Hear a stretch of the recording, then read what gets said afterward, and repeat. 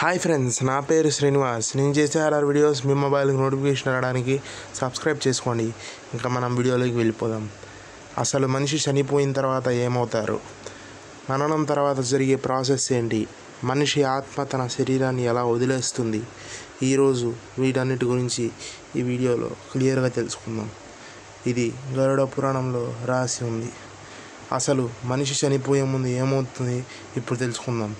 మనిషి చనిపోయే ముందు మనిషి ఇంకొద్దిసేపట్లో చనిపోతాడనగా తనకు ఒక పవర్ లాంటిది, ఒక దివ్య దృష్టి లాంటిది మనిషికి దేవుడు ప్రసాదిస్తాడంట. ఆ సమయంలో తన జీవితంలో చేసిన పాపాలన్నీ గుర్తొస్తాయంట. సృష్టిలో మంచి చెడు అన్నీ కనపడతాయంట. కానీ ఆ సమయంలో మనిషి ఏమీ మాట్లాడలేకపోతాడంట. శ్వాస తీసుకోవడం ఇబ్బంది అవుతుందంట. అంతేకాదు, తన ప్రాణాలు పోబోతున్నాయని తనకు ముందే తెలుస్తుందంట. ఈ సమయంలోనే అతను యమదూతల్ని చూస్తారంట. వాళ్ళు చూడడానికి అత్యంత వికారంగా, చాలా భయంకరంగా ఉంటారంట. ఆయుధాలు వంటి పెద్ద పెద్ద కోర్లతో దండం పాశం ధరించి చనిపోయిన మనిషి ప్రాణాన్ని యమపురికి తీసుకువెళ్ళేందుకు భూలోకానికి వస్తారంట. వాళ్ళని చూసి భయపడిపోయిన మనిషి నోట్లో నుంచి ఉమ్ము కారుస్తాడంట.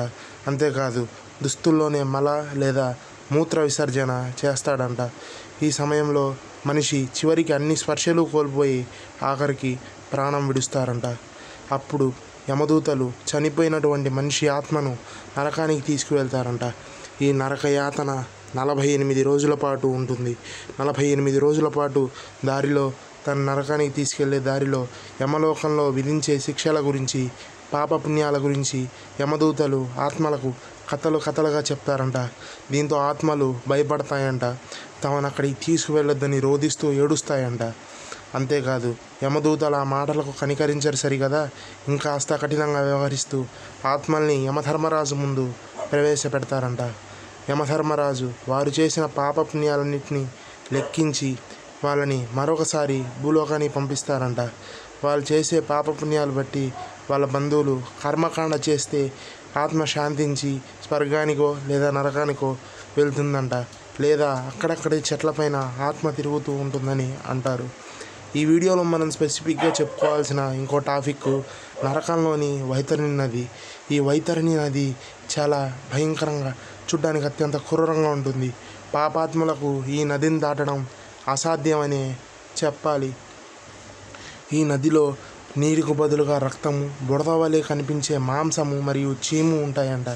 అంతేకాదు, సృష్టిలో ఉండే సకల మాంసాహార జీవులు ఇందులోనే ఉంటాయంట. అవన్నీ మనిషి యాతనా శరీరాన్ని అత్యంత క్రూరంగా బాధిస్తాయంట. యమభటులు మనిషి నోటికి ముళ్ళును గుచ్చి ఒక దండాన్ని తన నాలికలో గుచ్చి పైకెత్తి ఆకాశ మార్గం ద్వారా మనిషిని తీసుకువెళ్తారంట. గోదానం చేసిన వారిని పడవలో వైతరణి నది దాటిస్తారంట. మిగతా వాళ్ళు మాత్రం దీంట్లో దిగి నడవాలంట. ఇందులో నడిచే సమయంలో మనిషి బాధ వర్ణనాతీతం. తన శరీరం యాతన పడుతుందంట. తనని ఇంకా వదిలేయమని చెప్పి ఏడుస్తుందంట. అంతేకాదు, చుట్టూ ఉన్న వాళ్ళ సహాయం కోసం అరుస్తుందంట. కానీ ఆ మాటలేవి ఎవరికీ వినిపించవు. చిన్న చిన్న పాపాలకు పశ్చాత్తాపడి భగవంతుడిని ప్రార్థిస్తే యమధర్మరాజు వాటిని పాపాల కింద లెక్క కట్టాడంట. దొంగతనం, హత్య వంటి నేరాలకు మాత్రం తప్పకుండా పెద్ద శిక్షలే పడతాయంట.